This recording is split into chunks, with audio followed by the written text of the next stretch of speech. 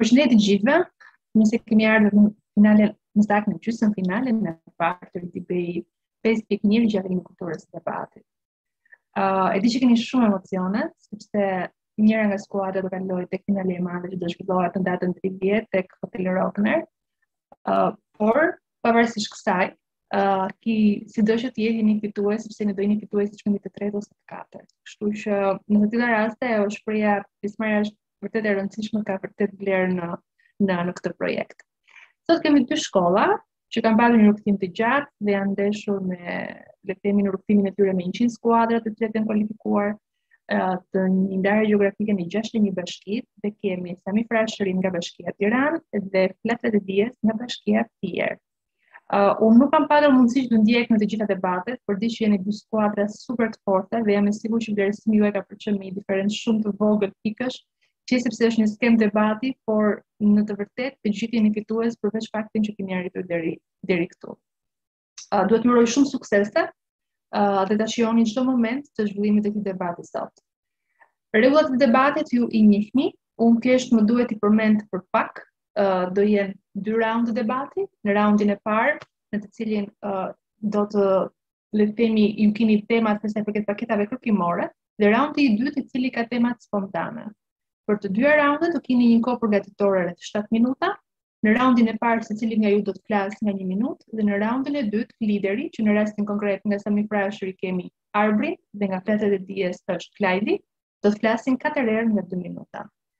Gjithashtu jeni me dije që në momentin e kohës përgatitore ju kaloni në një dhomë tjetër të Zoomit dhe automatikisht koha ndërpritet dhe ktheheni në dhomën kryesore. E njëjta gjë ndodhet edhe për raundin e dytë. Ridebate 5.1 në fakt është për vitin e 4 radhës që zhvillohet dhe organizohet nga organizata Liburneti në bashkëpunim me Kongresin Rinor Kombëtar me mbështetjen e Ministrisë së Arsimit, Sportit dhe Rinisë, dhe për këtë vit në fakt dhe për faktin që kemi një shirje shumë të madhe dhe një përfshirje shumë të madhe të shkollave, me shpresën që vitin tjetër do kemi edhe më shumë shkolla, kemi edhe shumë partnerë të tjerë që kanë mbështetur këtë zhvillimin e këtij projekti për këtë sezon, të cilët janë Bashkia e Tiranës, është Fundacioni Shoqëria e Hapur për Shqipërinë, është UNICEF, i cili mbështetet nga fondet në fakt programit SDG të ambasadës hollandeze, është UNFPA-ja, është Rajko, është FIBO, është kompania One, është Bukinis. Shpresoj mos ke marruar asnjë, sepse partnerët janë shtuar, edhe shpresojmë që vitin tjetër kemi sa më shumë shkolla të tjera përfshirëse, duke arritur numrin maksimal të shkollave të mesme në territorin e Republikës së Shqipërisë. Sot ju do të gjykoheni nga 3 gjykatëse, të cilat në fakt kanë një eksperiencë për pjesën e debatit. Dikush në to ka qenë ish debatuese, në kohën që ka qenë gjimnaziste, por njëkohësisht kanë edhe eksperiencën e vazhdueshme si gjykatëse në debatet të tjera që ne kemi zhvilluar ndër vite. Kështu më lejoni të prezantoj 3 gjykatëset në fakt, sepse janë 3 zonja dhe zonjusha, të nderuara dhe një eksperiencë shumë të gjerë në fushën, sidomos në pjesën e shoqërisë civile. Kështu që unë dua të prezantoj zonjën Iris Bershimi, që është aktiviste e shoqërisë civile dhe njëkohësisht konsulente dhe trajnere në Kongresin Rinor Kombëtar, Dorela Lazaj, që është eksperte për demokracinë dhe shoqërinë civile në Shqipëri, dhe së fundmi Valbona Brahaj, që është pedagoge dhe trajnuese dhe njëkohësisht është autore e trajnimit specializim në mjeshtrinë e komunikimit dhe prezantimit në publik, që në fakt janë disa nga elementet vlerësues që ju vlerësoni sot në debat. Ju vlerësoheni për objektivitetin, për përshkrimin e argumentit, për gjuhën dhe komunikimin, për vetbesimin, për vëmendjen, për gjuhën e trupit, për humorin, për kulturën e debatit dhe në mënyrë absolute për respektimin e formatit. Jemi gati që të fillojmë? Okej, Justin, të lutem, hedhim shortin, pro apo kundër. Të parë që janë është Fletrat e Dijes, dhe në raundin tjetër do jetë Samiu. Dhe më pas hedhim shortin e temës. Okej, pro apo kundër. Atëherë, Sami Frashëri është kundër dhe Fletrat e Dijes është pro.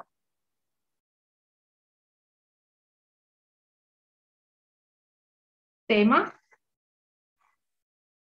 Në çdo shoqëri, zhvillimi i sindikatave përmirëson klasat e punëtorëve dhe ndikon për arritjen e një niveli të lartë të denjë. Mos gabohem për se më ka zënë pjesën e kamerës, pjesën e fjalisë. Të lutem Justinë nëse na i çon pak të çati.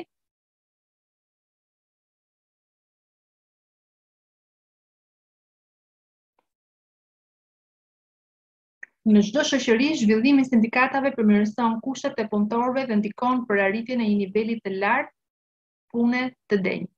Flatrat e dijes pro dhe sa më prashërisht kundër. Para se të fillojmë, ka ndonjë paqartësi për temën? Ose ndonjë pyetje? Ja. Okej. Atëherë vazhdojmë me kohën përgatitore 7 minuta dhe kthehemi për të vazhduar debatin ku secili nga ju flet nga 1 minutë.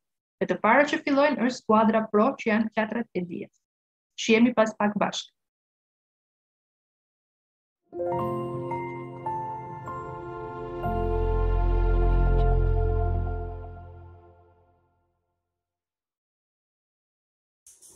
Të gjithë i pëlqen historitë, për më tepër ato të vërteta. Gjithçka nisi. Ky nuk bo. Ky bo më fra. Jo pra, nuk bo. Dhe kështu lindi Tibo, platforma që bashkoi shqiptarët kudo, në të gjithë botën. Arsyeja sepse Tibo ofron gjithçka për të gjithë.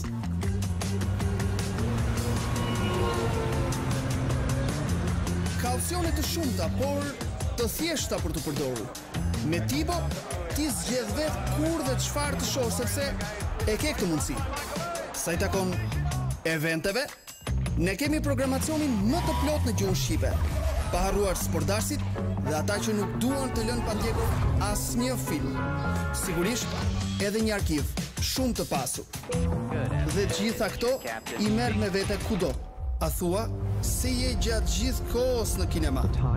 Por me familjen pranë, na pëlqen më së shumti në shqiptarëve, sepse Tibo është Tibo dhe gjithçka tjetër histori.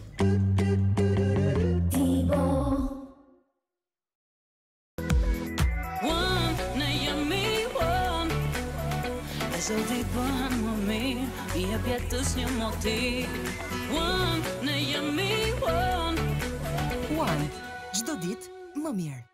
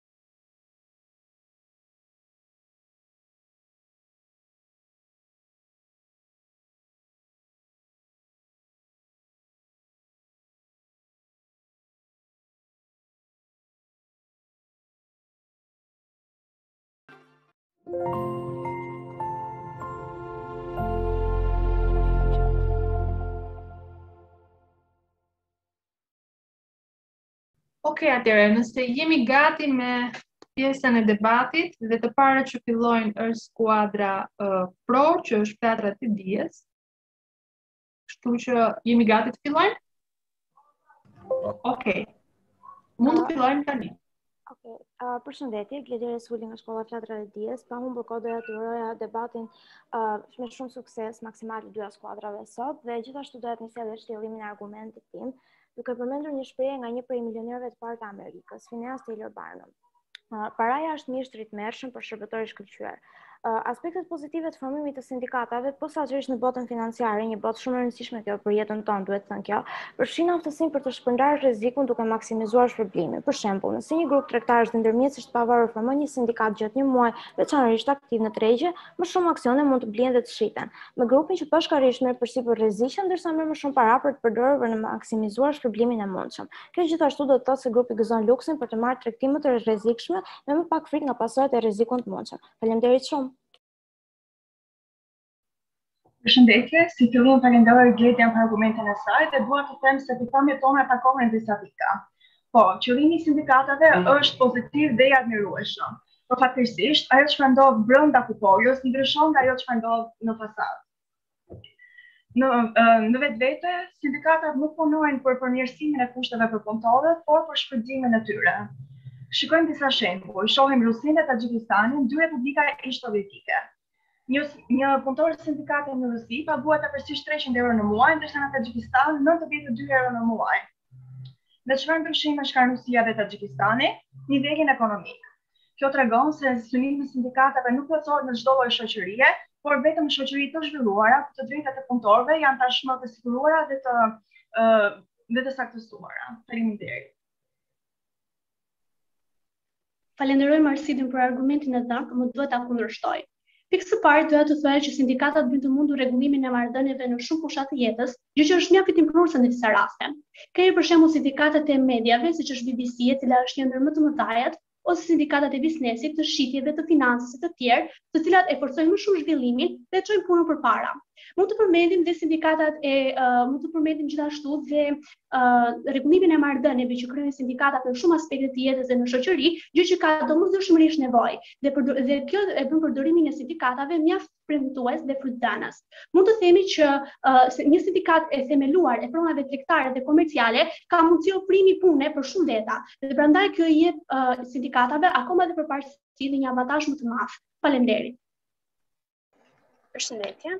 Atëherë do të falenderoja Nensin për argumentin e cilin dha, por mendoj që duhet të cilësoj edhe disa sfida që krijon dhe ofron kjo lloj organizimi sindikata. Fillimisht mund të përmend një thënie të John Stuart Mill: masivizimi e diversiteti i klasës punëtore nuk lejon organizimin dhe grumbullimin, aq më tepër grumbullimin efikas. Që do të thotë se në një sindikat caktuar kemi punëtorë të cilët mund të kenë interesa personale të tyre që nuk janë plotësisht konforme atë të sindikatës në tërësi, ama detyrohen të jenë. Dhe duke lënë këtu patyshim duke përmendur dhe këtu faktin që një pjesë e sindikatave janë ndikuara nga organizata politike. Faleminderit. Përshëndetje gjithë, unë jam Tatiana Behari, jam përfaqësuese e grupit të shkollës Patologjisë. Të dëgjova me shumë vëmendje dhe faleminderit për gjithë argumentet që ato dhe megjithatë mua më duhet të kundërshtoj.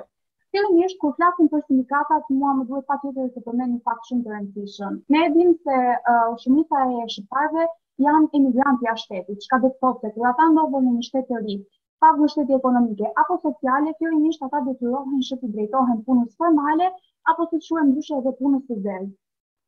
Por çfarë do ndodhë nëse njëri prej këtyre personave, prej këtyre emigrantëve do të punohet e drejta e tyre e punës apo edhe kushtet e tyre të punës në punën e tyre. Atëherë, këtu mund të futen edhe sindikatat, të cilët mund të ndihmojnë këta punëtorë, këta emigrantë shqiptar, dhe sigurisht këto sindikata mund të ndihmojnë këtë person më shumë se sa edhe vetë shteti në korrelatët e tyre. Faleminderit.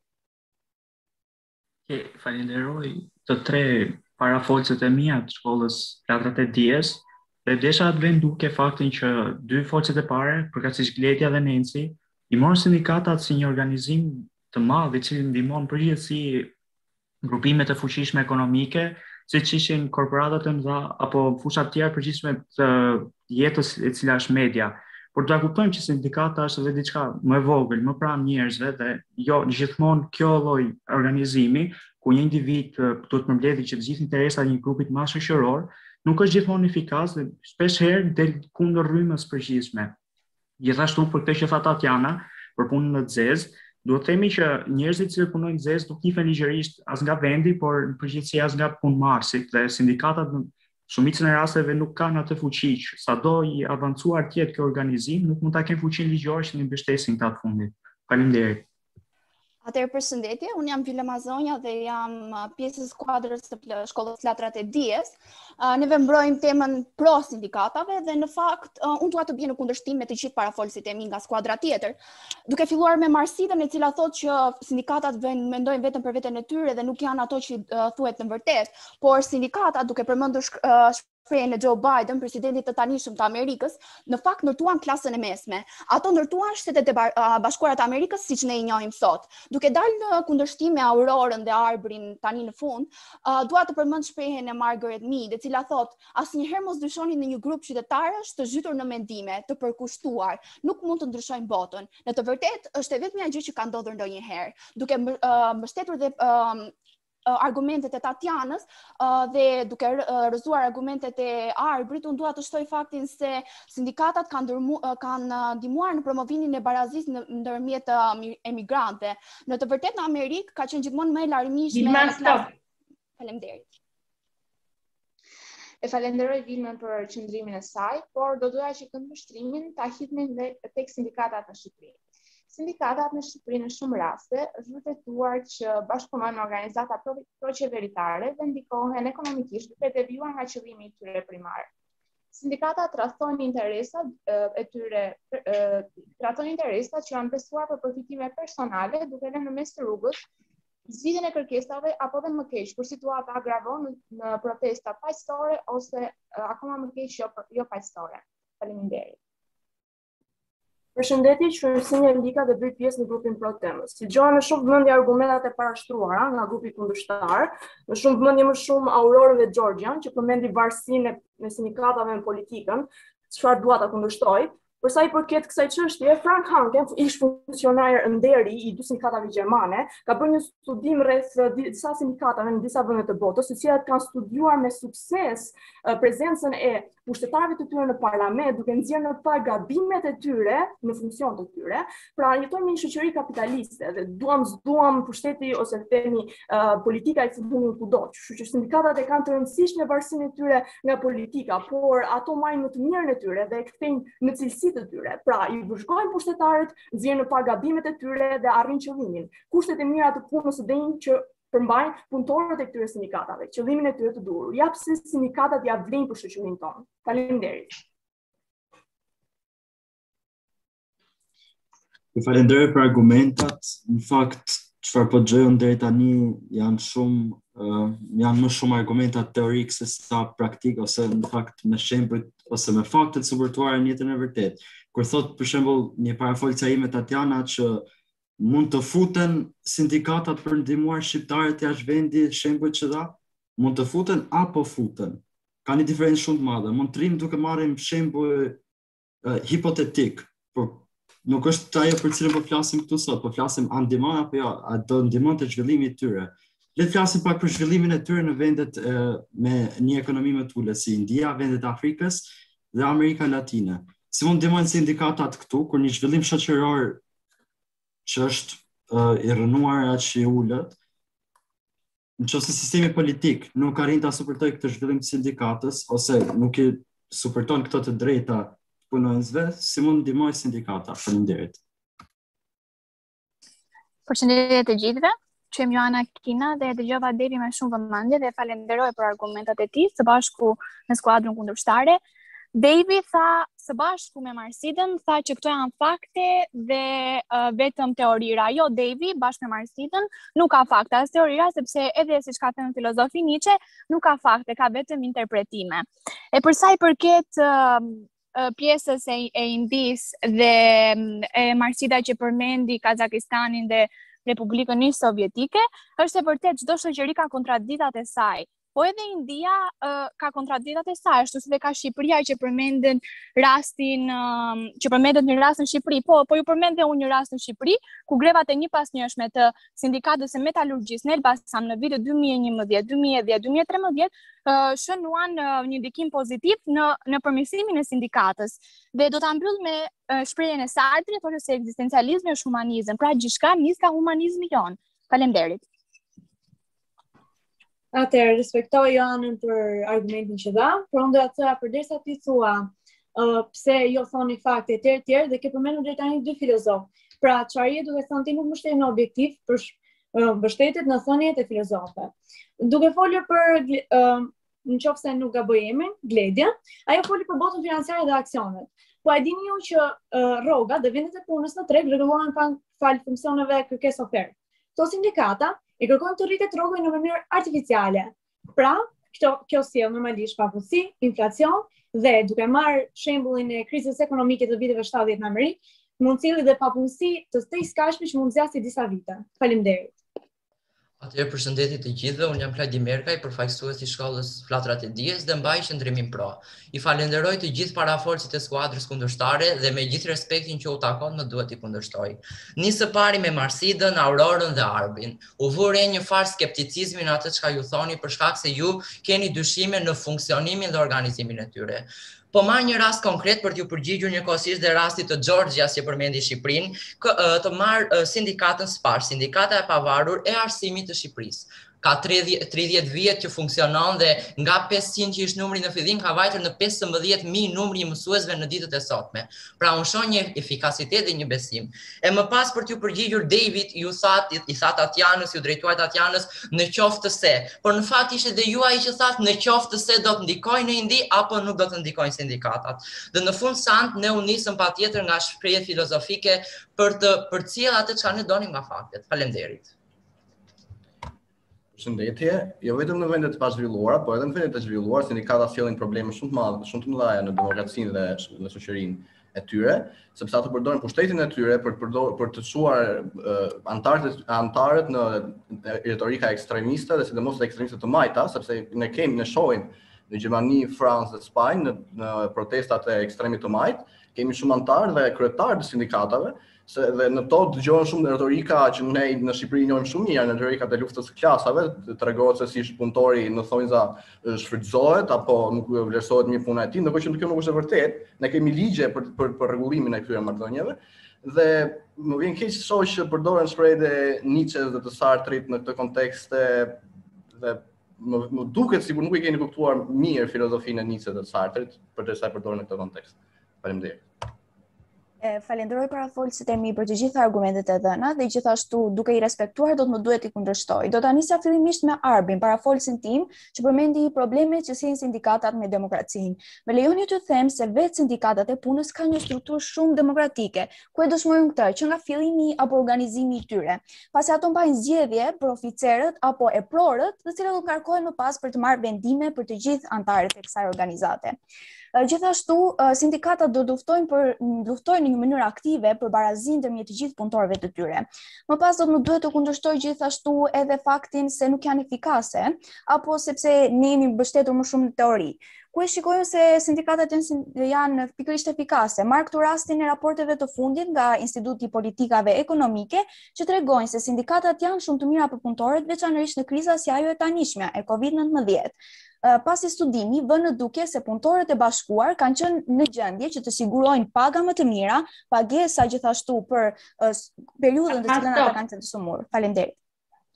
Përshëndetje, quhem Arbi dhe më duhet të them se Fatma sapo tha që sindikatat faktikisht janë organizata demokratike dhe bëjnë zgjedhje demokratike për të zgjedhur oficerët e këtij gjërash. Po se janë organizata demokratike nuk do të thotë se nuk ndikojnë në demokraci, atë që tha Arbi Sheu, kolegu im. Gjithashtu, gjatë gjithë kësaj kohës, ju nuk keni dhënë shembull konkret. Keni thënë shembull në Shqipëri, po thatë përmirësimin e sindikatave. Pse nuk thoni përmirësimin e kushteve të punës në Shqipëri? Kur ne përmendëm Shqipërinë si sindikate të cilat kanë kryer punën e tyre, ju nuk e kundërshtuat. Gjithashtu duhet të them se dikur sindikatat mund të kenë qenë mënyra e dur për të mbrojtur të drejtat e punëtorëve. Por tani ka mënyra komplet të ndryshme dhe ka dhe ligje që mbrojnë punëtorët dhe kushtet e punës, të cilat mund të arrihen edhe pa qenë sindikata. Kjo është ajo që dua të them dhe unë këtë mendoj dhe mbroj. Faleminderit. Mirë, kemi mbaruar debatin e parë. Jam shumë e lumtur që nuk jam gjykatëse. Ju uroj shumë suksese. E di që zgjedhjen e keni shumë të vështirë. Okej, atëherë, jemi gati për të vazhduar për raundin e dytë. Edhe një herë po e përmend që në raundin e dytë flasin liderat, 4 herë nga 2 minuta, që është Arbri dhe Klajdi. Kalojmë në kohën përgatitore, që është 7 minuta. Përpara do hedhim shortin pro apo kundër dhe më pas për temën. Të parët që janë për shortin është Samiu.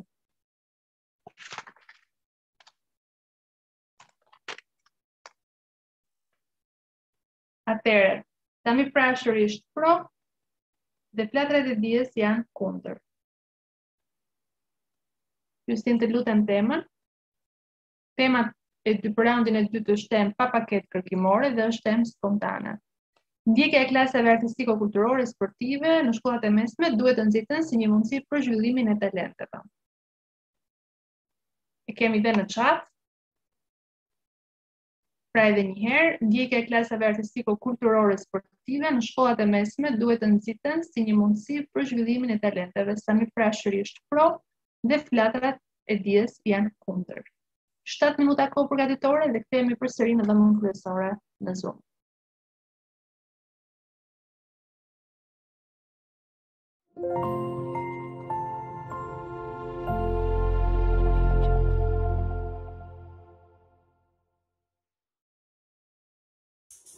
Të gjithë i pëlqen historitë, për më tepër ato të vërteta. Gjithçka nisi. Ky nuk bo. Ky bo më fra. Jo pra, nuk bo. Dhe kështu lindi Tibo, platforma që bashkoi shqiptarët kudo, në të gjithë botën. Arsyeja sepse Tibo ofron gjithçka për të gjithë.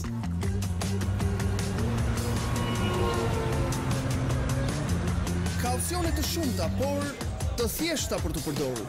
Me Tibo, ti zgjedh vetë kur dhe çfarë të shohësh sepse e ke këtë mundësi. Sa i takon eventeve, ne kemi programacionin më të plot në gjuhën shqipe, pa harruar sportdarësit dhe ata që nuk duan të lënë pa ndjekur asnjë film. Sigurisht, edhe një arkiv shumë të pasur. Dhe gjitha këto i merr me vete kudo. A thua se je gjatë gjithë kohës në kinema. Por me familjen pranë, na pëlqen më së shumti në shqiptarëve, sepse Tibo është Tibo dhe gjithçka tjetër histori.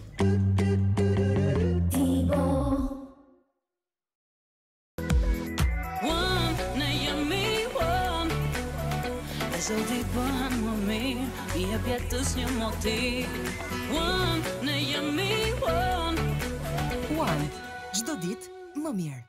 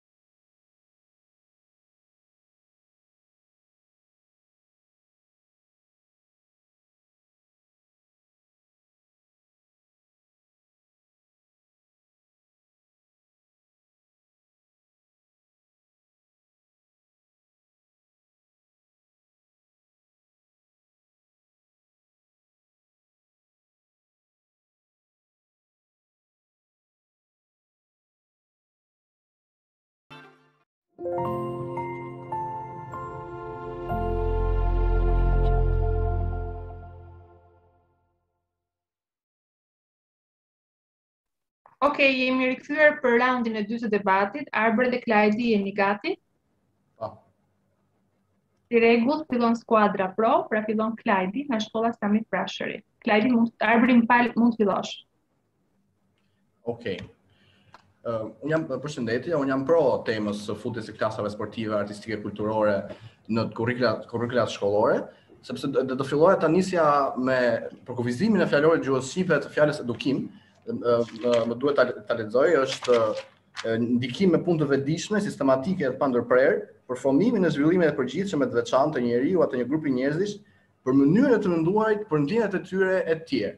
Pikërisht sistemi jonë arsimor sot nuk e përmbush këtë përkufizim që i ka dhënë fjalori. Vetëm futja e klasave sportive, artistike, kulturore mund ta përmbush të përkufizim me anë të futjes së sportit dhe të klasave artistike kulturore për që njerëzit që nxënësit të mendojnë në mënyrë sa më të hapur, në mënyrë sa më të logjikshme, të shprehin sa më mirë ndjenjat e tyre dhe përveç njerive të tjera që merren në shkollë që janë gjithashtu shumë mirë, ata mësojnë si të disiplinojnë trupin e tyre, si të reagojnë shpejt, si të jetojnë në mënyrë shëndetshme, si të shprehin estetikisht bukur.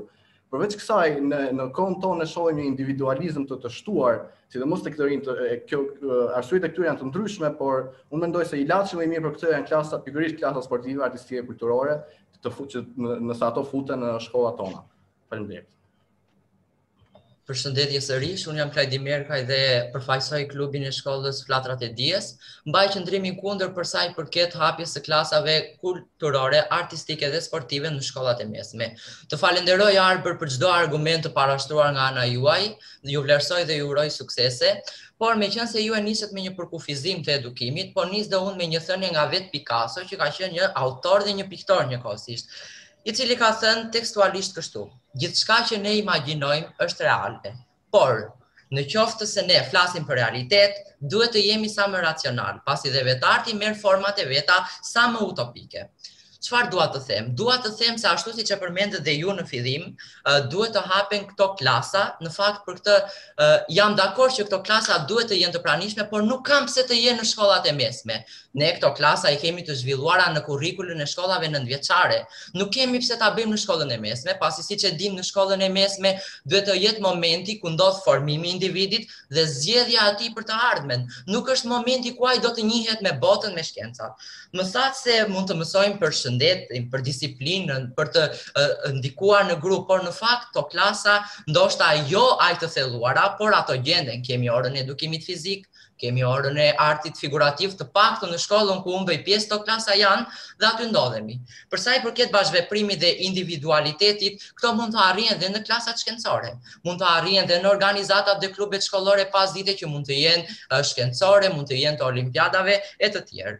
Dhe gjithashtu, për të mbyllur pjesën e argumenteve të mia, dua të them se prindrit tanë, të paktën në shtetin shqiptar ku ne kemi mundësi, nuk mund të kontribojnë për klasat e arteve, sepse do një pagesë shtesë, sigurisht që do, ndërkohë që ata do të na vendosin në lëndë shoqërore dhe shkencore, pasi aty vjet fokusi. Faleminderit. Falenderoj Klajdin, do filloja me të adresoja pak thënien e Picassos. Nuk mund duk se kishte shumë lidhje e para dhe e dyta Picasso mund të ketë thënë shumë gjëra dhe ne nuk mund të ta njohim ato si një të vërtetë universale. Dhe më tej më vura re që tha se shkollat tona ndikojnë, duhet të fokusohen te formimi i individit. Po ne kemi këtë besimin e gabuar të sugjeruar nga sistemi i sotëm arsimor se formimi i individit është vetëm në gjuhë, në letërsi, në matematikë, në fizikë dhe në kimi. Formimi i individit është shumë anshëm. Ai duhet të formohet nga ana logjike, patjetër, nga informacioni, nga njohurit, nga ana sportive, nga ana artistike dhe nga ana kulturore. Pikërisht këto 3 anë të fundit i sigurojnë klasa sportive, artistike dhe kulturore. Ato si statu janë të ndodhura, por nuk merren shumë seriozisht. Dhe nëse merret një aksion, do merret një aksion për futjen e klasave sportive, artistike dhe kulturore me një staf më të përkushtuar dhe nëse i bëhet reklam në thonjza e këtyre klasave që nxënësit i ndjekin ato, ata ndikojnë në formimin e nxënësve jo vetëm brenda këtyre klasave, por edhe në lëndë të tjera të shkollës, sepse shkolla më pas bëhet një mjedis më i pëlqyeshëm e para dhe e dyta imagjinata e nxënësve, sidomos me anë të klasave artistike kulturore zgjerohet dhe rezultatet e tyre rrjedhimisht do të rriten dhe performanca e tyre do të rritet në shkollë. Dhe për pjesën e pagesës, unë nuk e përmenda as pak që do të jenë pagesë, shteti jonë i ka mundësi të ofrojë këto shkolla pa pagesë, ndoshta hap pas hapi, jo menjëherë se nuk mund bëhen dot menjëherë në të gjithë vendin, por hap pas hapi mund t'i ofrojë si një shërbim publik, siç e kanë bërë edhe shumë shtete të tjera. Faleminderit. Faleminderit sërish Arbër, po të dëgjova me shumë vëmendje dhe vlerësoj gjithçka lart përmende. Së pari më përmendet faktin se vetëm këto klasat e artit, kulturë dhe sportiv mundsojnë zhvillimin e logjikës. Dhe thatë se shkollat u japin mundësi matematikës, por a nuk është matematika logjik? Po, është logjik. Së dyti më thatë se nuk mund të besojmë gjithçka që ka thënë të shquar, persona filozofik, por në fakt filozofia është shkenca e parë që u zhvillua, është shkenca e dijes, nuk kemi si ta kundërshtojmë, pasi ato janë thënë nga persona që kanë kaluar këto përvoja përpara nesh. Përmendet se dhe vendi jonë mund të ndikojë në afishimin e hapjes së këtyre klasave, por në fakt kjo do hasi shumë vështirësi. Përse e them këtë? Dëgjojmë çdo ditë që vendi jonë nuk po arrin të mundsojë këtyre shkollave sistem grohjeje, sistemin më minimal që ajo mund të ofronte. Si mund të ofrojë zhvillim të klasave artistike, kulturore dhe sportive, pasi sipas studimeve të Qendrës Nacionale Statistikore të Edukimit, rreth 30% deri në 40% e investimeve do të shkonin për këto klasa. Nuk mundet shteti jon ta ketë kapacitet, sepse klasat artistiko-kulturore janë klasat e muzikës, janë klasat e artit. Nuk ka mundësi shteti t'i sigurojë të gjitha mjetet, pra është një shumë tepër e pafavorizueshme nga shteti për të kontribuar në këtë rastin konkret.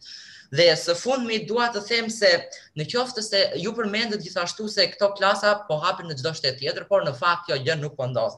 Marr shembullin e Oklahomës, e cila vendosi që këto studimet sportive, kulturore, artistike t'i zhvillonte në kampuse verore, por jo të krijoheshin klasa, sepse në këtë mënyrë do shpërqendroheshin dhe nxënësit e shkencave. Faleminderit.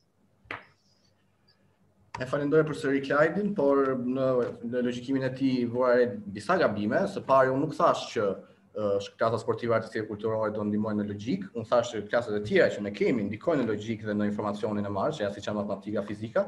Klasa sportive artistike kulturore do sjellin zhvillim në anë të tjera të trurit të njerëzit, që janë anë të pafundme, të cilat sistemi universitar nuk i adreson. Dhe së dyti, kur tha se filozofia është shkenca e dijes dhe nuk mund të kundërshtohet. Së pari Picasso nuk ka qenë filozof. Së dyti filozofia nuk është filozofi. Dhe së treti filozofia është shkenca e dijes sepse mund të kundërshtohet. Është shkenca e dijes sepse ndikon mendimi kritik, mbizotëron diskutimi dhe peshimi i thënieve, i sistemeve të dije. Dhe më tej përmend një studim në 30% e 40% e buxhetit arsimor duhet të futet në këto klasa. Së pari më vjen shumë çudi që është bërë një studim pikërisht në Shqipëri, pikërisht për këtë temë. Do ta veja në pikpyetje vërtetësinë e këtij studimi, vërtetësinë e këtyre rezultateve. Dhe kalojmë pastaj tek argumenti im, sepse mes nxënësve ne shpesh pyesim, shpesh me drejt, çfarë aplikimi kanë këto njohuri tona që marrim në jetë, në kimi, në gjeografi, në histori. Ato shpesh kanë aplikim, por ka dhe raste që nuk e aplikon asnjëherë në jetën profesionale të nxënësve. Nga ana tjetër, klasa sportive, artistike, kulturore kanë aplikime të pafundme në të gjitha anët e trurit të njeriut dhe mund të nxjerrin qytetar më të lumtur, qytetar më profesionist dhe më të mirë. Faleminderit.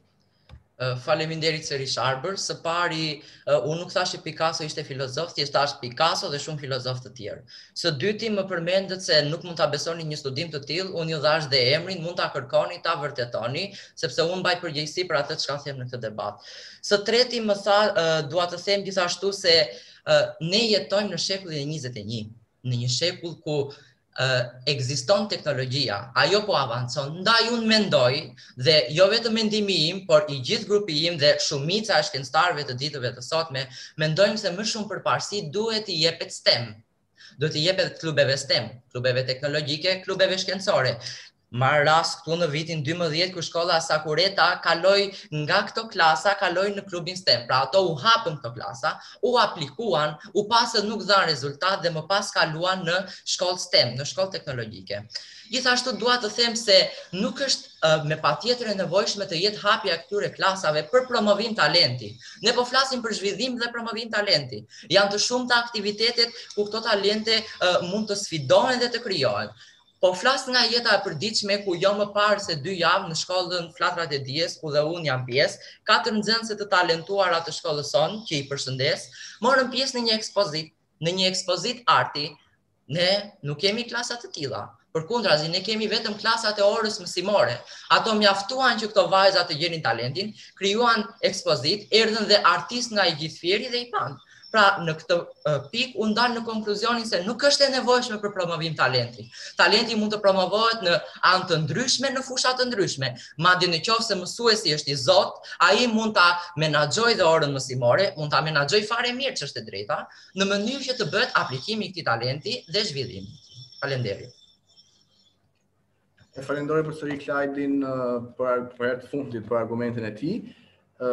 Por do kërkesha përsëri tek ai studimi që tha mund ta kërkoj, ai dëshmi që unë nuk mund ta kërkoj dot sepse koha nuk më lejon këtë. Unë do thoya që në një debat më parë kur ai po mbronte temën që unë po mbroj sot, tha në një njëjtin kontekst, tha që buxheti arsimor i nevojitur për këto klasa është vetëm 10%, ndërsa sot tha 30 deri në 40% dhe tha se unë mbaj përgjegjësi për ato që them. Nuk e vend dyshim as pak këtë. Më tej kur tha dimi në shekullin 21 dhe në shekullin 21 duhet i dhënë përvarësi shkollave STEM. Ky është degëve STEM.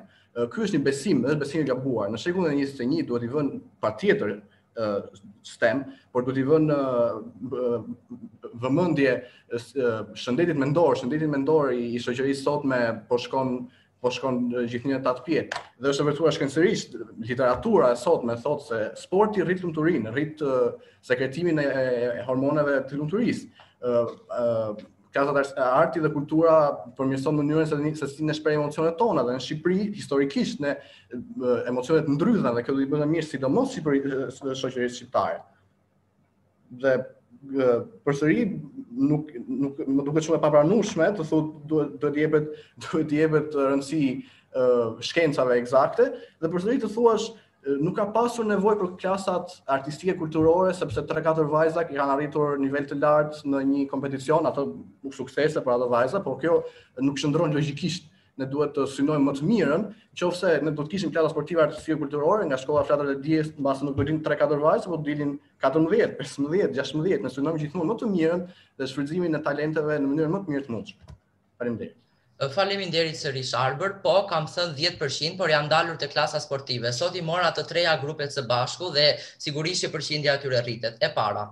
E dyta më përmendët fillua që në kohën e historisë, por të mos harrojmë se nuk bëhet loj me shkollën. Shkolla është një institucion demokratik, një institucion ku ne bazohemi për të zhvilluar, një institucion ku ne do të ndjekim gjurmët për të arritur në të ardhmen.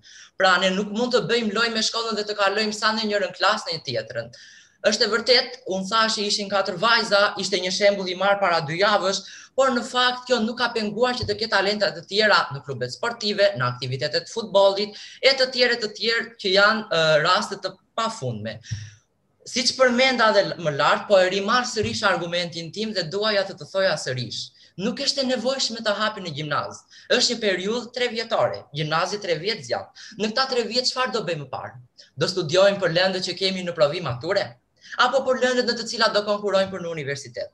Apo do të merremi me klasat kulturore e sportive? Pra, ajo çka unë thash, se cili ka talentin e tij, se cili punon me talentin, por ky promovim dhe zhvillim talenti mund të bëhet që në 9 vjeçare. Janë 9 vjet shkollë e klasës 9 vjeçare dhe këto klasa aplikohen aty që është e drejta.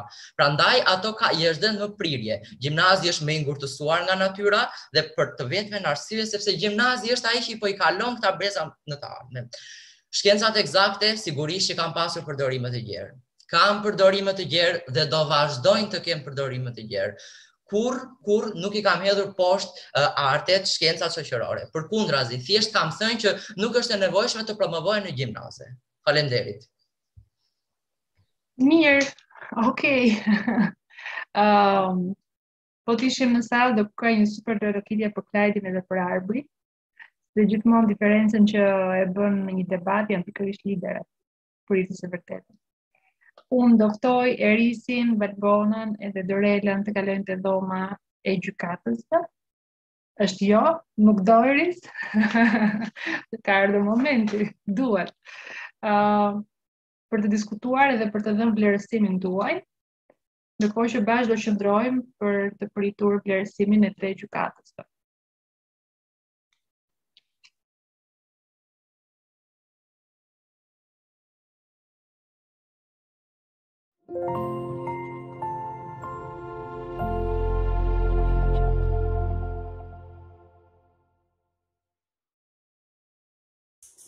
Të gjithë i pëlqejnë historitë, për më tepër ato të vërteta.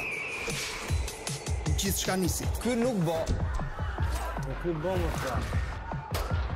Jo pra, nuk bo. Dhe kështu lindi Tibo, platforma që bashkoi shqiptarët kudo, në të gjithë botën. Arsyeja sepse Tibo ofron gjithçka për të gjithë.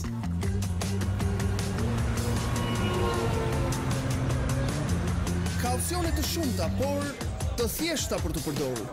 Me Tibo, ti zgjedh vetë kur dhe çfarë të shohë sepse e ke këtë mundësi. Sa i takon eventeve, ne kemi programacionin më të plot në gjuhën shqipe. pa harruar sportdarsit dhe ata që nuk duan të lënë pa ndjekur asnjë film. Sigurisht, edhe një arkiv shumë të pasur. Dhe gjitha këto i merr me vete kudo. A thua se je gjatë gjithë kohës në kinema. Por me familjen pranë, na pëlqen më së shumti në shqiptarëve, sepse Tibo është Tibo dhe gjithçka tjetër histori.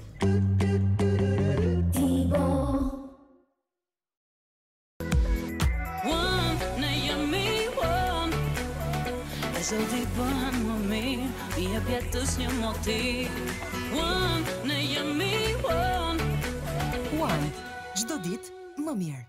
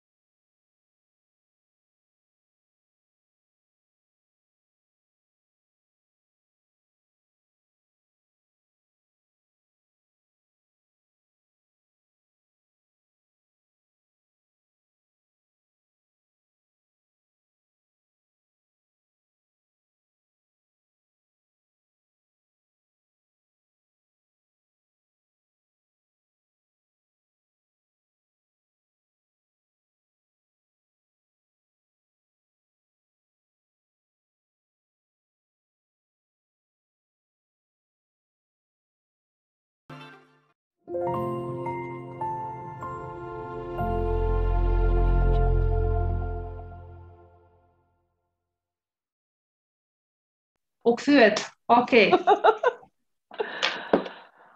Mirë, mua më duket sikur edhe ne bëm një po më duket sikur po na bënin kështu ndonjë, domethënë një kleç këtë vogël për të mos na futur mua dhe Valbonën për të dhënë opinionet tona. Dorela donte që pikë të jepte vetëm vetë, para pas në prezent. Mirë, sinqerisht do t'ju falenderoja shumë për debatin e sotëm.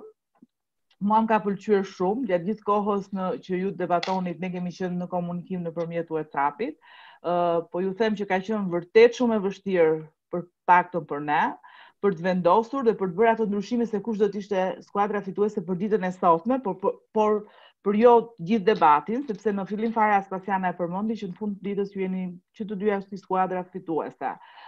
Personalisht, dua të vlerësoj tek juve, kisha kopa e parë në debatet që kam ndjekur, atë elementin energjik që sollët, ato gestet që sollët gjatë debatimit, argumentat ishin shumë të mira, edhe më pëlqeu që argumentat i vinin si pasojë apo si efekt një dëgjimi shumë të mirë të skuadrës kundërshtuese.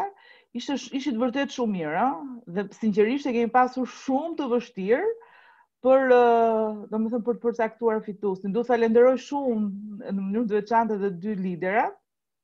Ishin vërtet dy personazhe shumë të mirë, po të ndryshëm nga njëri tjetri shumë. Kështu që shumë faleminderit për mbasdietën sot të këndshme. Unë do t'ja le fjalën koleges time, Valbonës. Faleminderit Iris.